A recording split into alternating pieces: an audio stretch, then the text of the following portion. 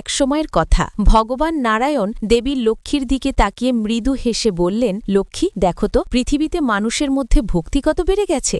চারিদিকে শুধু নারায়ণ নারায়ণ ধ্বনি ভেসে আসছে। এ কথা শুনে লক্ষ্মী মৃদু হাসলেন। তিনি বললেন, প্রভু, এ ভক্তি আপনাকে পাওয়ার জন্য নয়, এ ভক্তি তো আমাকে পাওয়ার জন্য, ধনের দেবী লক্ষ্মীকে আহ্বান করার জন্যই বেড়েছে। নারায়ণ আশ্চর্য হয়ে জিজ্ঞেস করলেন, কিন্তু লক্ষ্মী, মানুষ তো নারায়ণ নারায়ণই বলে, তোমার নাম তো উচ্চারণ করে না। লক্ষ্মীদেবী শান্তস্বরে জবাব দিলেন, প্রভু, যদি বিশ্বাস না হয় তবে পরীক্ষা করে দেখুন। এই বলে দুজনে পরীক্ষার সিদ্ধান্ত নিলেন।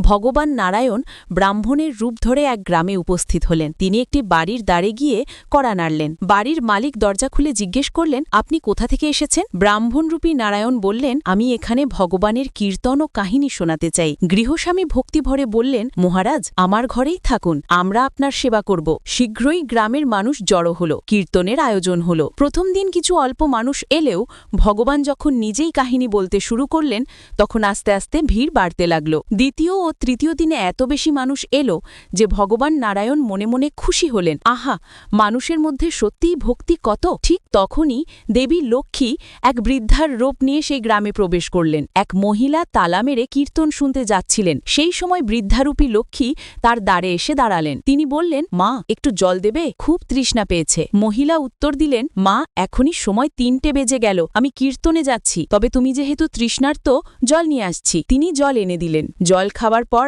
আশ্চর্য ঘটনা ঘটল। সেই লোটাটা সোনার হয়ে গেল। এ দেখে মহিলা বিস্মিত হয়ে গেলেন। তিনি বৃদ্ধাকে অনুরোধ করলেন, মা, দয়া করে আমার বাড়িতে থেকে ভোজন করুন। কিন্তু লক্ষ্মীদেবী বললেন, না, আমি আর থাকব না, এখনই যাচ্ছি। এই খবর মুহূর্তের মধ্যে সারা গ্রামে ছড়িয়ে গেল। পরদিন কীর্তনে মানুষের সংখ্যা কমে গেল। নারায়ণ অবাক হয়ে কারণ জিজ্ঞাসা করলেন। তখন কেউ উত্তর দিল, মহারাজ, এক চমৎকারী মাতাজি এসেছেন, তার আশীর্বাদে ঘরের জিনিস সোনায় রূপান্তরিত হয়, তাই সবাই তার কাছে ছুটে গিয়েছেন। এই খবর শুনে যজমান শেঠও কীর্তন ছেড়ে সেই মাতাজির কাছে চলে গেলেন। তিনি বললেন, মাতাজি, আমি আপনাকে আমার বাড়িতে রাখতে চাই। লক্ষ্মীদেবী বললেন, যতক্ষণ এখানে সন্ন্যাসী আছেন আমি এখানে থাকতে পারবো না। তখন শেঠ আদেশ দিলেন, এই ব্রাহ্মণকে ধর্মশালায় পাঠিয়ে দাও, আমাদের বাড়িতে অন্য অতিথি আসবেন। নারায়ণ অবাক হয়ে শেঠকে প্রশ্ন করলেন, কেন আমাকে বের করে দিচ্ছেন? শেঠ বলল, না না, আপনি ধর্মশালায় থাকুন, আমার বাড়িতে অন্য অতিথিকে রাখতে হবে। ঠিক সেই সময় লক্ষ্মীদেবী উপস্থিত হলেন। তিনি শেঠকে বাইরে পাঠিয়ে দিয়ে